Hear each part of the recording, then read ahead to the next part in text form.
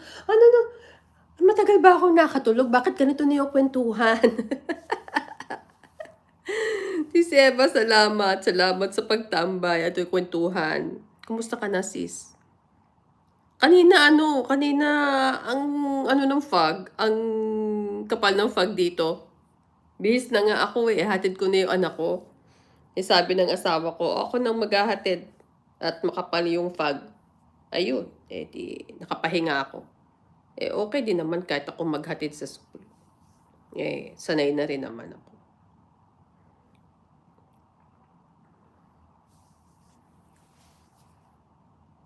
Nakatulog talaga ako tapos nung magising ako, ang kwentuhan na, eh, ay yung sa kapatid ni Ate Shally. Tapos naano na ako, parang na-late na ako. Sabi ko, "Naku, nahuli ako sa maritisan." Eh, di nag-scroll up ako nung ano, nag-back read ako ng ano, ng mga comments. Hindi ko na rin naman mahabol. Kasi habang iba-back read ako, patulog-tulog pa rin ako. Sabi ko, "Hay nako." Antok na antok talaga ako. Kaya naman kagabi, 12:00 na dilat pa rin ako. Nanonood ako ng Netflix. Hindi naman ako makakatulog. Oo, tama sis Rose. Oo, dapat wise talaga. Huwag basta-basta magpapadala sa mga matatamis na dila. Dahil yung mga matatamis na dila niya, mga lason yung mga yan.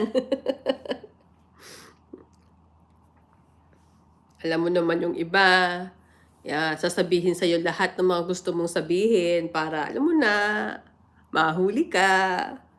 Oh.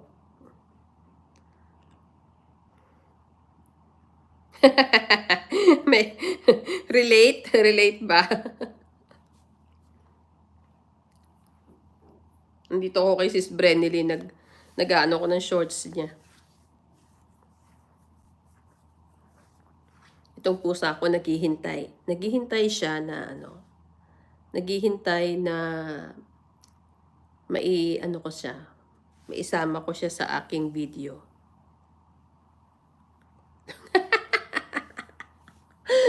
Duguan ba? Duguan? Hindi na nga ako nakasilip kay Sis Kylie at ako'y nag-aano nitong labada, sasampay, bago nagsasalang ulit. Tapos naalala ko, sabi ko, naku, hindi pa pala ako nakakapag-upload ng aking mga shorts. Eh, 9:00 dapat dito. Eh, di nag-upload muna ako, gumawa pa ako ng ilan. Kaya yun, nakaligtaan ko na. Hindi na ako nakabisita. Hindi ko nga alam kung sino-sino mga yan. Baka naman ano yan ni, tambayan ni Sisi Risa. Tambay niya yung iba dyan. Hindi ko rin sure. Ay, sa kanina nga sis, alam mo ba, nagulat ako pagising ko, may nagpa-member sa akin. Hindi ko kilala. Sabi ko, patay. Kaya ako nga minahala na yung membership. Kasi membership ko 100 eh. Kaya ako minahala na nga para di na kayo makaisip magpa-member. Oh. Tapos, isip ko naman, edi siguro kung may magpapa-member sa akin, o edi susuportahan natin, aalagaan natin. Wala namang problema sa akin. May mga perks din naman kung halimbawang mag-member sa akin. Yun. Tiningnan ko yung yung account niya. Wala naman. There's nothing there. Kagagawa niya lang ng YouTube account. Tapos wala siyang subscribers, wala siyang anything, wala. Parang siya. Parang lang. Gumawa lang, pampanood lang. So iniisip ko, paano ako susuporta sa'yo kung wala ka palang, wala ka talagang account sa YouTube na katulad natin, hindi naman siya content creator. So yun hindi ko alam.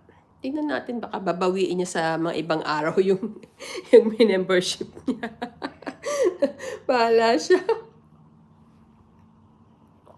Ito naman pusa ko Diyos meo, ay talaga naman, pag hindi ka naman naloka, ano na naman gusto? Gusto na namang magpakitang gilas dito. Ay, kita nyo naman sis, ayan, kita mo naman ang